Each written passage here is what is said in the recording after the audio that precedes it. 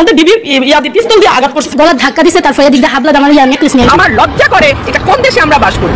সে আমার গোপনাঙ্গ কেটে ফেলেছে, অনেক বলছি এরকম করে না। আসসালামু আলাইকুম দর্শক মণ্ডলী, আজকের ভিডিওটি অত্যন্ত গুরুত্বপূর্ণ হতে যাচ্ছে।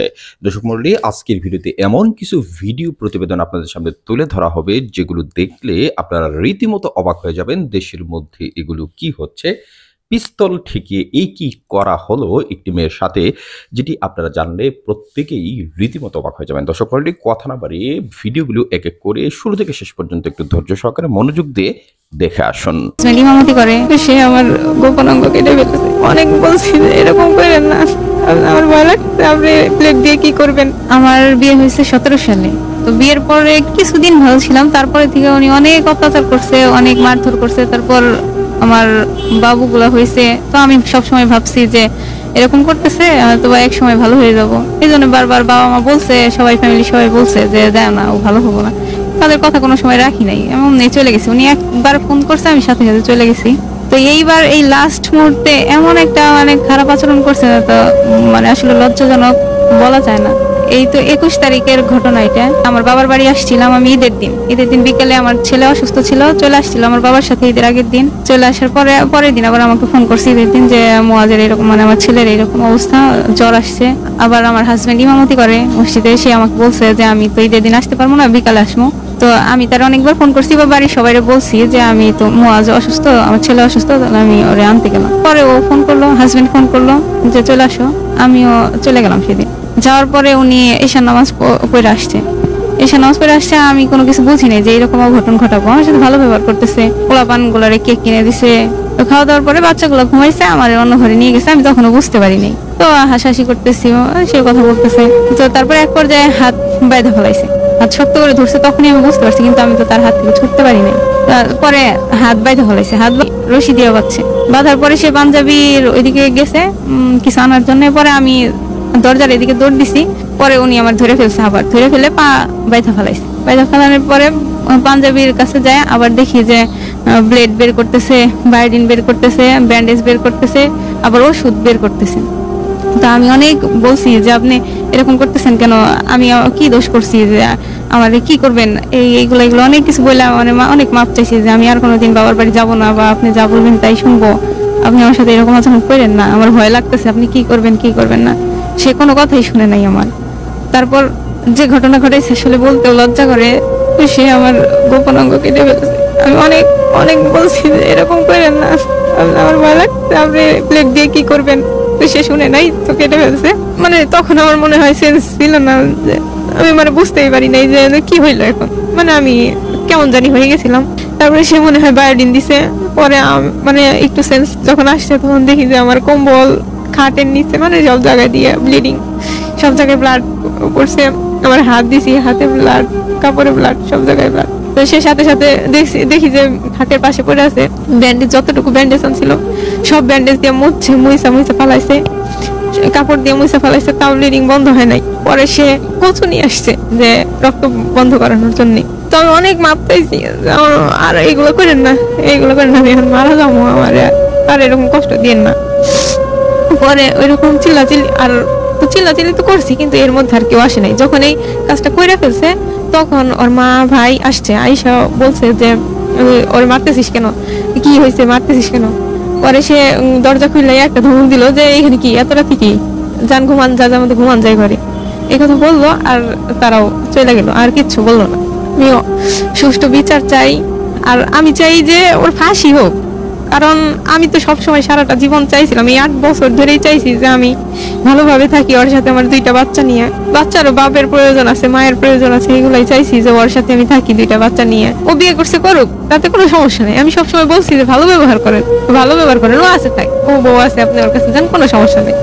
আপনি আমার সাথে ভালো আচরণ করেন, ভালোভাবে ঠিকভাবে সবকিছু দেন।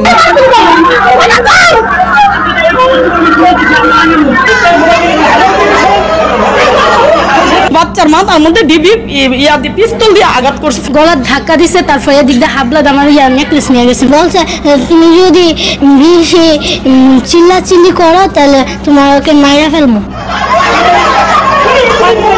গত 4 এপ্রিল ব্রাহ্মণবাড়িয়া সদর উপজেলার থলিয়ারা গ্রামের সৌদি প্রবাসী নূর আলমের বিরুদ্ধে স্বর্ণ আত্মসাতের অভিযোগ এনে থানায় একটি মামলা দায়ের করেন সদর উপজেলার চান্দিয়ারা গ্রামের বাসিন্দা এনামুল হক। মামলার অভিযোগে বলা হয়, নূর আলম সৌদি থেকে আরেকজনের স্বর্ণ এনে পুরোটা বুঝিয়ে দেননি। পরে মামলাটি ডিবিতে স্থানান্তর করা হয়। শুক্রবার বিকেলে তদন্তকারী কর্মকর্তা রেজাউল করিমের নেতৃত্বে একটি দল আসামি নূর আলমের বাড়িতে ছদ্মবেশে অভিযান চালায়। এ সময় আসামিকে ধরার কথা বলে তারা নগদ টাকা ও স্বর্ণ অলংকার লুট করে নিয়ে যায় বলে দাবি নূর আলমের পরিবারের সদস্যদের। আসামি নিতে আইছে, আসামি নিব, আসামির বদলা কি আমাদের পাবলিককে বাচ্চা কাচ্চা সুন্নত করাইছে, এই শিশুটারে সহকারে মাইরা গেছে।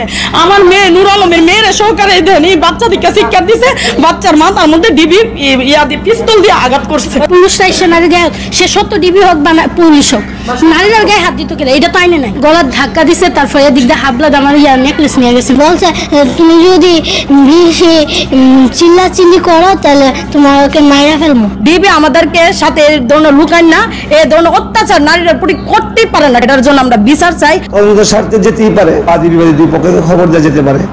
আইদার যদি মনে করে আসামি দ্বারা খুবই জরুরি, তাহলে পোশাক পরিহিত ভাবে যথাযথ আইন মেনেই সে ওই জায়গায় আসামি ধরার জন্য যেতে পারে। এদিকে গোয়েন্দা পুলিশের অপেশাদারী আচরণ নিয়ে সংবাদ প্রকাশিত হলে উঠে সমালোচনার ঝড়। ঘটনা তদন্তে 3 সদস্যের তদন্ত কমিটি করেন পুলিশ সুপার।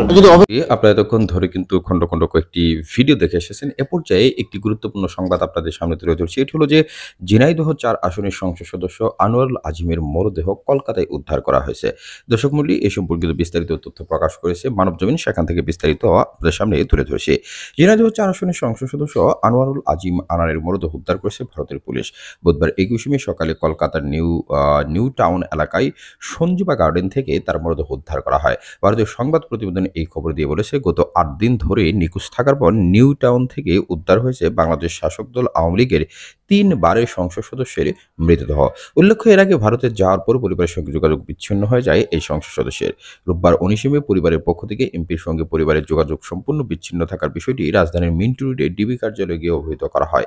এদিকে আনোয়ারুল আজিমের ব্যক্তিগত সহকারী পিএস আব্দুর রউফ গণমাধ্যমকে সংসদ সদস্য আদিমের মরদেহ উদ্ধারের বিষয়টি নিশ্চিত করেছেন। তবে তাকে হত্যা করা হয়েছে কিনা সে বিষয়ে এখনো নিশ্চিত তথ্য পাওয়া যায়নি। এই ঘটনায় 2 জনকে আটক করা হয়েছে বলেও জানান আব্দুর রউফ। অবশ্য কলকাতার সংবাদ মাধ্যম সংবাদ প্রতিদিন শিরোনাম করেছে, নিউ টাউনে খুন বাংলাদেশের সাংসদ। সীমান্ত এলাকা ঝিনাইদহ 4 আসনের টানা 3 বারের সংসদ সদস্য এমপি ও কালীগঞ্জ উপজেলা আওয়ামী লীগের সভাপতি ছিলেন আনোয়ারুল আজিম আনার।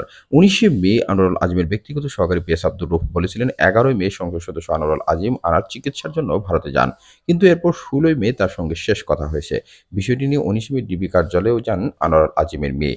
অন্যদিকে কলকাতা সংবাদ প্রতিদিন তাদের প্রতিবেদনে বলে, তার সঙ্গে যোগাযোগ করতে না পেরে আনোয়ারুলের পরিবার তরফে এরপর যোগাযোগ করা হয় বাংলাদেশের প্রধানমন্ত্রী শেখ হাসিনার সঙ্গে। সেখান থেকে প্রধানমন্ত্রীর দপ্তর যোগাযোগ করে দিল্লি ও কলকাতায় বাংলাদেশের দূতাবাসের সঙ্গে। ওই সাংসদের খুঁজে তদন্ত শুরু করে বাংলাদেশ দূতাবাস ও কলকাতা পুলিশ।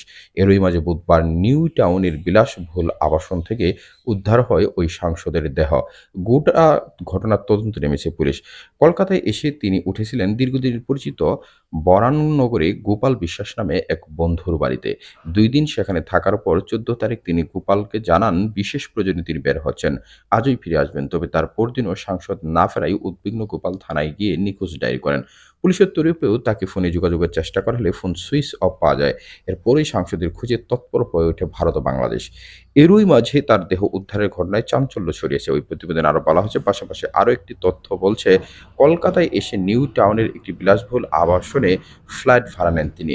সেখানে এক মহিলা সঙ্গী সহ তার সঙ্গে ছিলেন বেশ কয়েকজন, কিন্তু কে বা কারা খুন করলো, কেনই বা খুন করলো এখন পর্যন্ত তা স্পষ্ট নয়। ইতিমধ্যে নিউ টাউন থানার পুলিশ এবং বিধাননগর গোয়েন্দা শাখার পুলিশ ও এসডিএফ আধিকারিকা তদন্ত নেমেছে। খতিয়ে দেখা হচ্ছে আবাসনের সিসিটিভি ফুটেজ।